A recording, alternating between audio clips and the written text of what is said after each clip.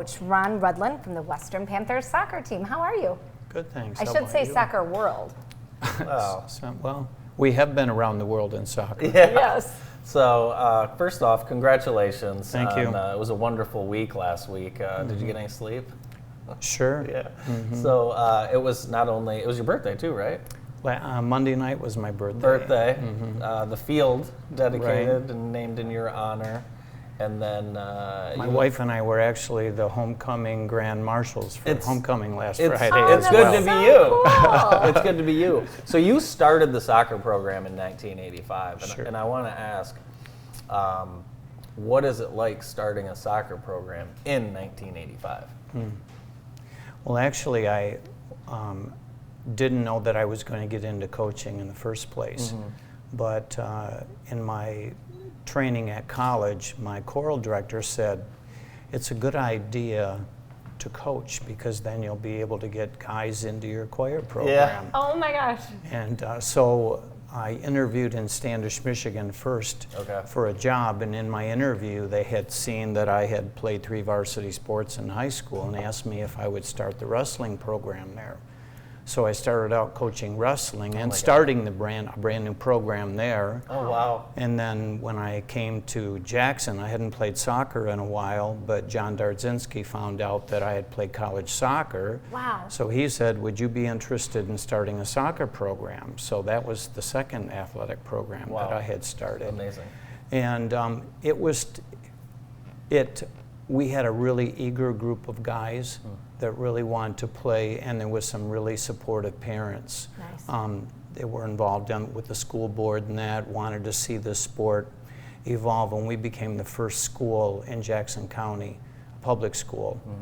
Jackson Christian had a program at that time. Who did you have to play? Was it hard to get teams? Was it hard to fill a schedule? No, because schools were popping up all over the place that were doing it. Like Battle Creek was, and then Lansing, then Jackson started right after we did. And the next year, I think we had Northwest, and then Lumen Christi, and then just over a very short period of time, everybody was starting soccer at the high school level in the public schools. The private schools had had it for a while in some other locations. So you have a ton of accomplishments on the field. You want to share some stats with us?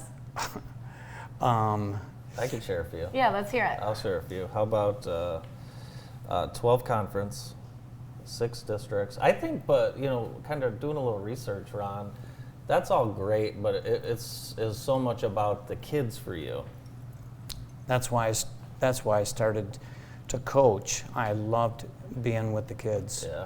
And I really enjoyed seeing them, grow as human beings and young adults. And, I like this acronym, WIN, what's important now.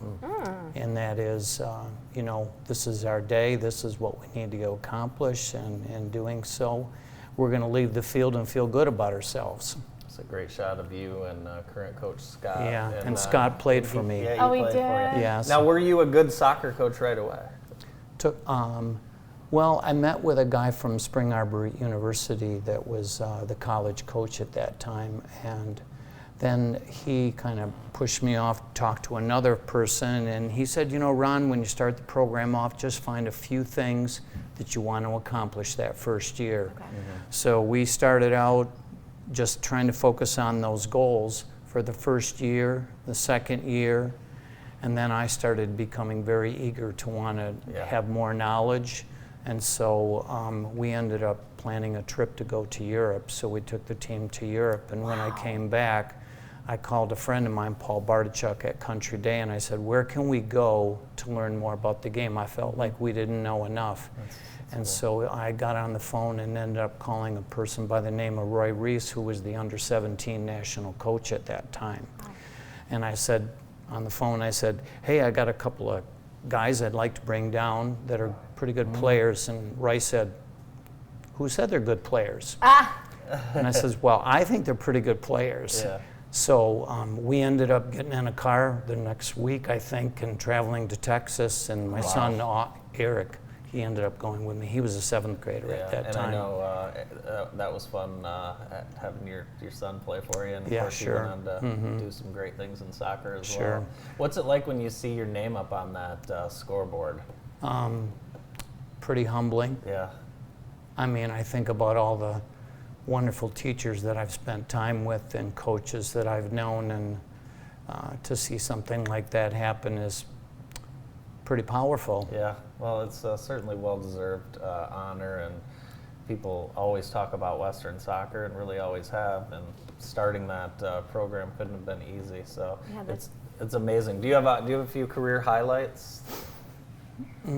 I told Scott last summer, Watterson, that, you know, you'll try each year to make it special, but there'll be some years that will be precious, that will stick out in your mind. And yeah, there have been some precious years of just, it's not always the wins, it was just the chemistry of the players and how they communicated, the support of the parents, and it was fun.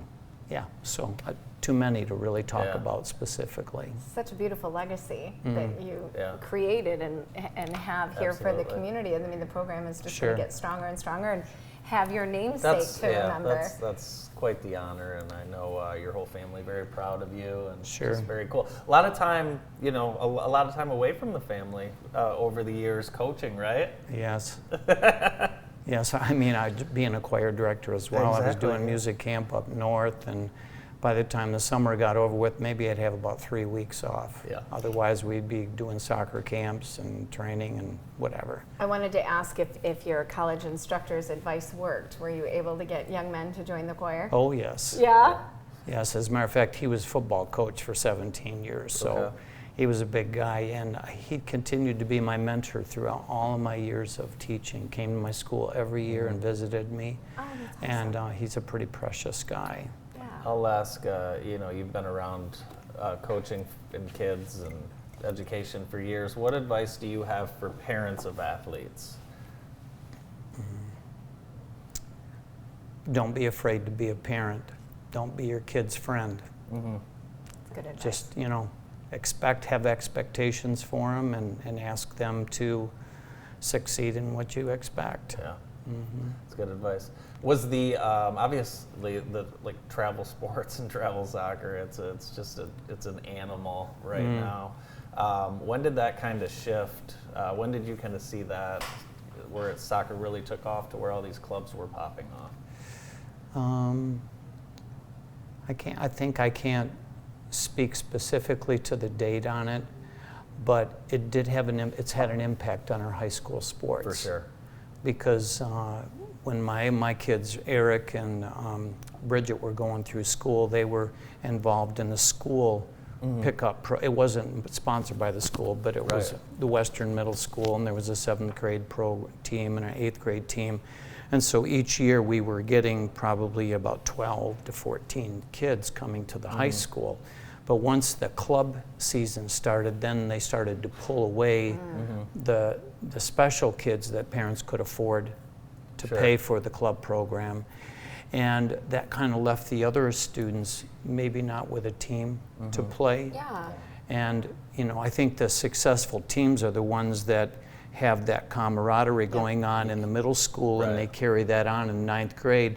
So one kid's playing on one club team in Detroit, and another one's playing on a team in Lansing. And so when you end up with all of these different places that they're playing, they never develop that chemistry. So I think it makes it more difficult. And I think we've seen a little bit of a decline in the participation on the part of the students. I couldn't agree with that more. Yeah. Well, it's just been an amazing career and amazing month for you, and hope you get to enjoy some more games at Ron Rudland Field as a fan. Yes, I mean, I continue to try to help people out, like Kendon Smith. He's over at Columbia Central. I've been out to help him, and I've scouted for different coaches, especially as they get closer to the end of the season, and they want someone to say, hey, would you go look at this team for me? Because I can't get there myself. So, yeah, and, you know, we talk a lot of soccer with my son still coaching. And our youngest one, 7th grade, or 6th fifth graders still coming up that will play in the high school as well. Oh, nice. Very cool. Well, thanks for being with us today, and again, congratulations. Thanks for having me here today. Have a good day. Ron Rudland from Western Panthers Soccer. More of the morning show right after this quick break.